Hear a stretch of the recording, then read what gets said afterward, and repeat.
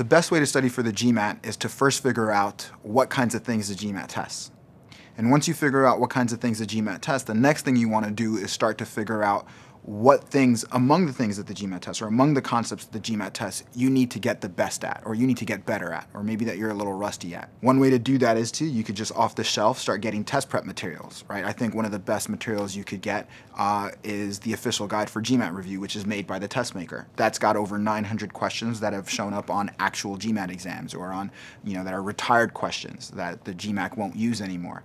And so these are real questions from real GMAT. You can use them to figure out what kinds of things get tested. And then you want to start preparing yourself to get really good at those things. And that is essentially one of the best ways to start preparing yourself for the GMAT.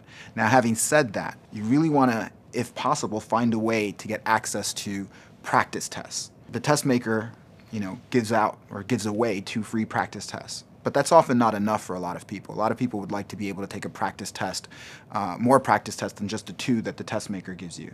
And so one way to do that, or one way to get access to a larger number of practice tests, is to actually take a test prep course.